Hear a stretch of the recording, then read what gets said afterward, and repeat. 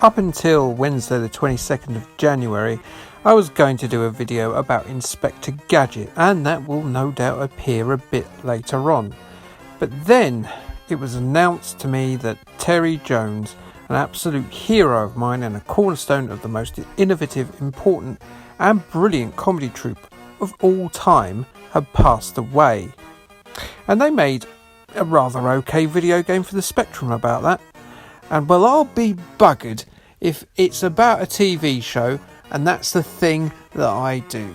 So let's have a little look at not only Monty Python, but their computer game as well.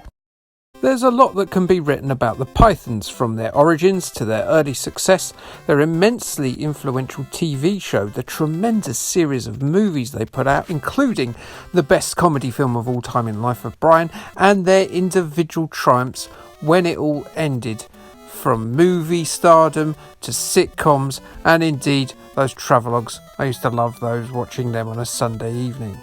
Now, normally I would give you all this information. I press my face up against all sorts of online resources. But let's be honest, it's usually me looking at Wikipedia. I'm lazy, but I'm very, very honest, and it saves you from having to look at it. However, we've all got busy lives. It would probably take 14 weeks to cover all of it, and you're mainly here for all things beepy and colour clashy, and I do tend to waffle on this bit a bit too much anyway. What I will say about the Pythons is this: nearly everything I love in entertainment is because these lovely old buggers existed. They really did beat down that weird old track and made us outsiders feel normal way long before I was born. Monty Python indeed made the surreal real. Their comedy was bizarre, it was strange, it was daring, it was fearless, and actually it was quite smart in places. And it made it okay for people like me, idiots who come out with nonsense all the time. It was all right for us to be different, wasn't it? They knew that comedy was an art form, and its relevance is part of that. From Ren and Stimpy to Charlie Brooker's early days, to The Simpsons, to Taika Waititi's movies, all of my favourite funny things are directly influenced by the Pythons. I'd even argue that some of the absolute nonsense scenarios of games on the old Spectrum here, that they were part of that quintessential British weirdness that were inspired by the Pythons. You cannot tell me that Matthew Smith, designer of games like Manic Miner and Jet Set Willy, wasn't influenced by watching Python. They're filled with the sort of weird enemies and bizarre humour that can only come from someone who marvelled at Terry Gilliam's animations growing up.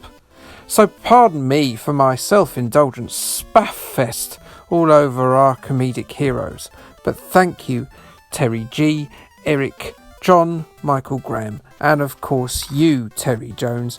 Thanks for all of that. You made all of our lives better, you bloody marvels. Even people that didn't even like Monty Python probably like something influenced by Monty Python. So well done, you. Monty Python's Flying Circus, the computer game, was developed by Core Design and published by Virgin Games in 1990. It was released on the Atari ST, the Amiga, the Commodore 64, the Amstrad CPC, and of course our old pal, the rubber-keyed ZX Spectrum. There are numerous differences between the versions, with some extra stuff appearing only in the 16-bit versions.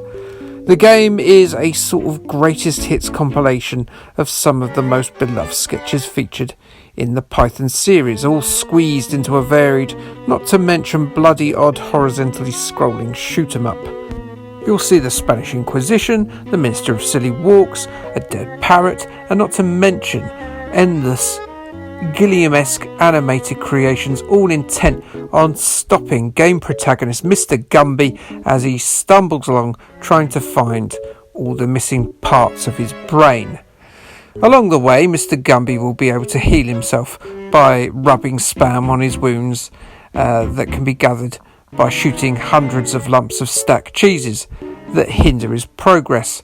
This actually happens to be one of my favourite activities to do at 24-hour supermarkets personally, though the spam rubbing has earned me a nickname and a rather unsavoury reputation in the local neighbourhood.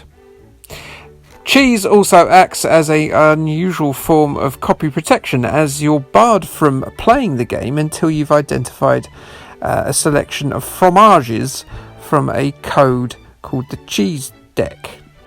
The spam is also used as money to trade in for those missing bits of brain, so make sure you try and capture as many cans of spam as you can. These are sometimes, there's a smaller puzzle element to getting them to fall from the ceiling and for Mr. Gumby to collect them. So yes, this game is downright silly, as in, stop that, it's silly. No one likes to laugh more than I do, except for my wife and a few of her friends, and I'm digressing.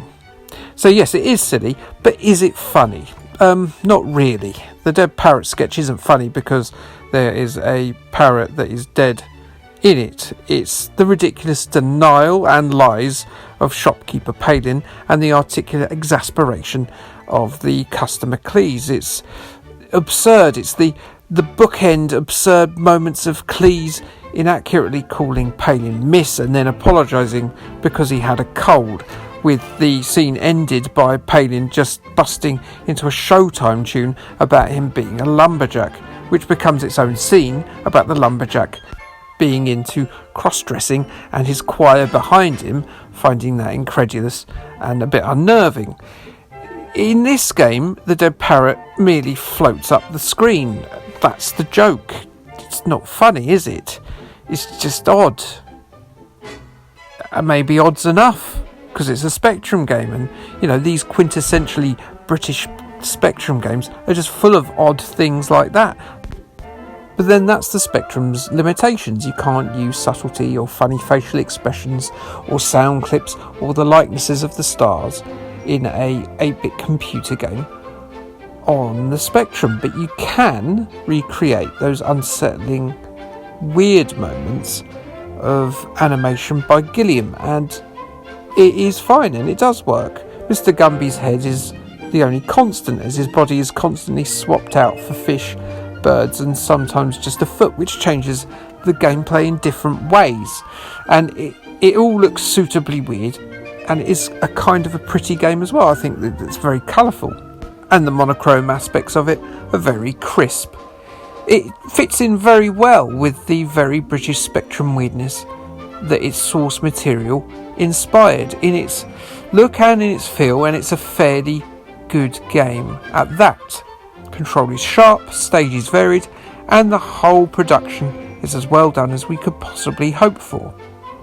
It's playable enough, and the challenge is just about right too. So yes, I do recommend it, even though it's not very funny, because it's a pretty good game. But screw my objectionable taste. I used to put ketchup on my roasts as a kid, much to my mum's angry and quite righteous, when I think about it, chagrin. So let's see what the magazines of the time thought about it. So CMVG, they gave it a 77%, saying it lacked the attraction of some of the sound clips of the 16-bit versions, but it was pretty colourful. Crash thought it was playable in the short term, but it would eventually find its way to the back of your software shelf, and they awarded it a 75%. Sinclair User described it as a fine piece of Pythonry. They said that the boys at Virgin had done a good thing. They tried then to add their own level of absurdity in their review by putting screenshots of Salamander on the page. I mean, it might be an editorial mistake, but let's give them the benefit of the doubt. No, it was an editorial mistake, wasn't it? I'm not going to give them the benefit of the doubt. Someone fucked up.